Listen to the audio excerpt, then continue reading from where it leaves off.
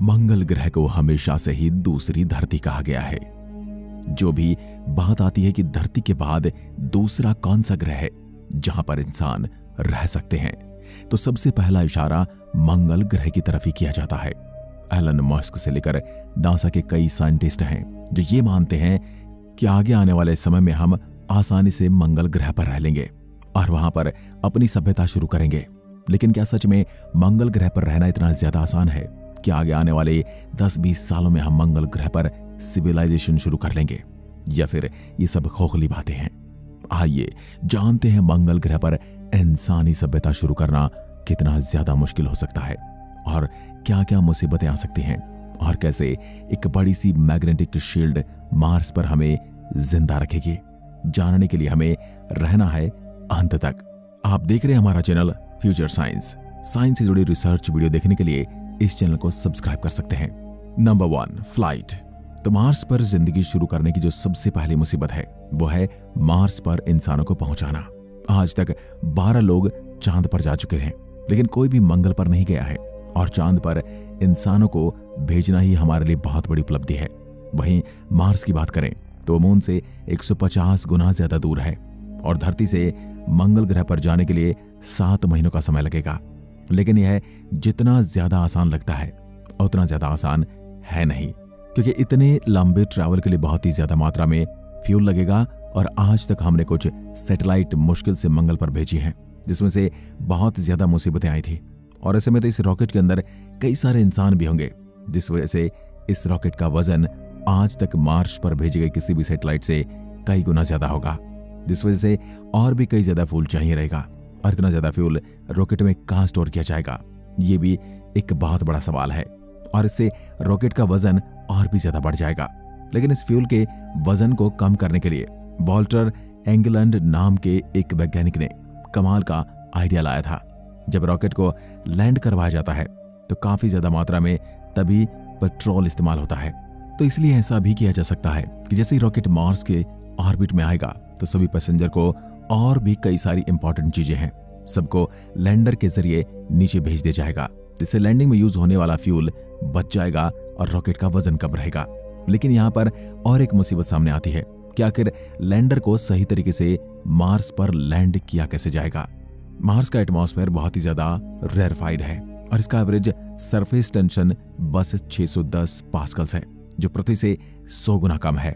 इसी वजह से लैंडर की स्पीड हवा में कम नहीं होगी और हमें सॉफ्ट लैंडिंग नहीं मिल पाएगी, जो कि बहुत ही ज्यादा जरूरी है। और ऊपर से सॉफ्ट लैंडिंग तभी हो पाएगी जब जो लैंडर होगा वो मार्स के एटमॉस्फेयर में 12 डिग्री के एंगल से एंट्री करेगा और अगर उससे ज्यादा हुआ तो फिर बैलेंस बिगड़ जाएगा और लैंडर क्रैश हो जाएगा। और अगर हम सोचें कि सब कुछ प्लान के मुताबिक हुआ तो 2 मिनट के अंदर लैंडर की स्पीड 20,000 किलोमीटर प्रति घंटा से 1600 किलोमीटर प्रति घंटा पर आ जाएगी और इस बीच लैंडर में 1000 डिग्री सेल्सियस से भी ज्यादा गर्मी होगी। लेकिन उसको कम करने के लिए हीट शील्ड एक्टिवेट हो जाएगी ताकि अंदर का व्यक्ति गर्मी से मर न जाए। और उसके बाद जब लैंडर मंगल से 10 किलोमीटर दूर होगा तो उसके पैराशूट खुल जाएंगे और 2 किलोमीटर दूर होगा तब उसके बूस्टर ऑन हो जाएंगे। ये सब होने के लगभग 6 से 7 मिनट का समय लगेगा और इसे NASA the 7 minute of terror कहती है, जिससे अब ये बात तो समझ में आ गई है कि मंगल पर लैंड करना बिल्कुल भी आसान नहीं होगा। लेकिन इसका मतलब ये नहीं कि लैंड करने के बाद सब कुछ मक्खन है, बल्कि असली मुसीबत तो शुरू यहीं से होती है। Number 2, base. यह बात थोड़ी अटपटी सी लग सकती है, लेकिन मार्स पर जिंदगी शुरू करने से पहले हमें चांद पर रुकना पड़ेगा।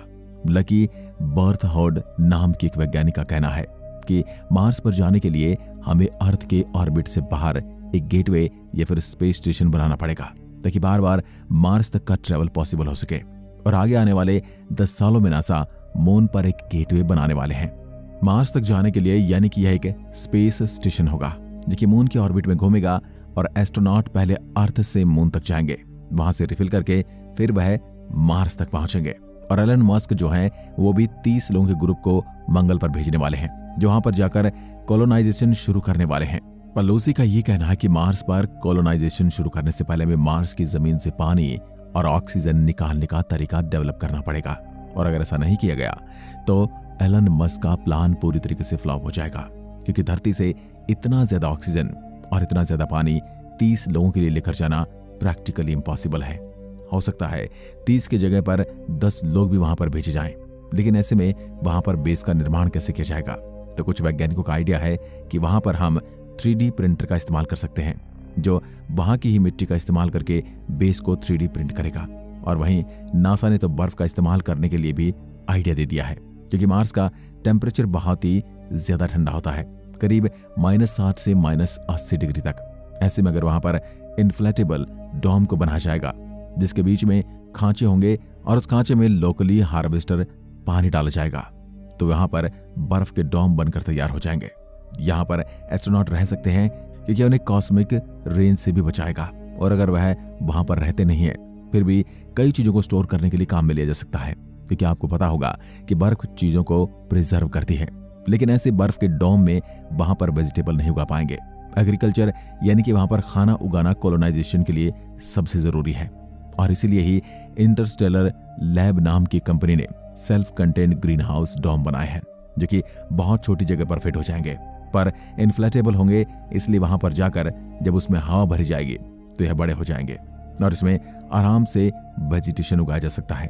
और यहाँ भी अगर सब कुछ जैसे हमने प्लान में बताया है वैसा ही हुआ, तो इसके बाद अगले रॉकेट से यहाँ पर और भी लोगों को कॉलोनी बनाने के लिए और हमारी सिविलाइजेशन को आगे बढ़ाने के लिए लाया जा सकता है। लेकिन आगे जो स्टेज आने वाला है वो और भी ज्यादा चैलेंजिंग होगा। Number 3, mining and factory. पूरी पृथ्वी पर भर भर के माइनिंग की जाती है और उसी के बलबूते पर आज हम इतने ज्यादा डेवलप हुए हैं। ऐसे में मंगल की बात करें तो वहां सबसे पहले बर्फ को माइन किया जाएगा, क्योंकि वहां पर पानी का कोई सिस्टम नहीं है।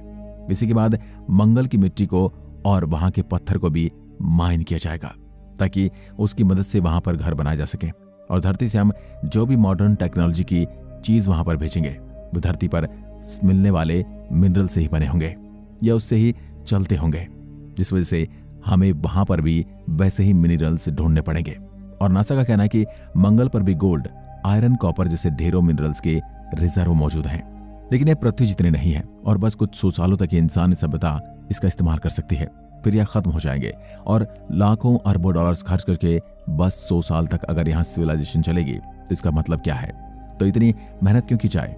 जल्दी डिसीजन पर पहुंचने से पहले हम आपको बता दें कि मंगल ग्रह जो है वह एस्ट्रॉइड बेल्ट के काफी पास है, और ये एस्ट्रॉइड जो इसे प्रैक्टिकली इनफाइनाइट मिनरल्स का सोर्स कहा जाता है। और नासा के साथ साथ पृथ्वी पर मौजूद और भी कई ऐसी कंपनी है जो कि ऐसी टेक्नोलॉजी बना रही है कि वह आगे जाकर एस्ट्रॉइड पर माइनिंग कर सके, क्योंकि सच में मिनरल्स के अंधे रिजर्व्स हैं, जिनका जितना ज्यादा हो सके उतना ज्यादा इस्तेमाल किया जा सकता है। और अगर मंगल ग्रह पर हमारा बेस बन गया तो बेस का इस्तेमाल करके एस्ट्रॉइड से मिनरल्स निकालना और भी आसान हो जाएगा।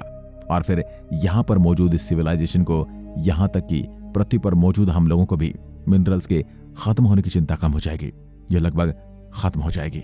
Number 4, terraforming. अगर अभी तक आपको यह लग रहा है कि मंगल ग्रह पर रहने के बाद सबसे बड़े चैलेंजिंग ये होंगे कि यहाँ पर ग्रेविटी बहुत ही ज्यादा कमजोर है, यहाँ पर इतना ज्यादा कम मात्रा में ऑक्सीजन है कि सांस लेना पूरी तरीके से इम्पॉसिबल है, और यहाँ पर हड्डियां जमा देने वाली ठंड है, तो आप गलत हो।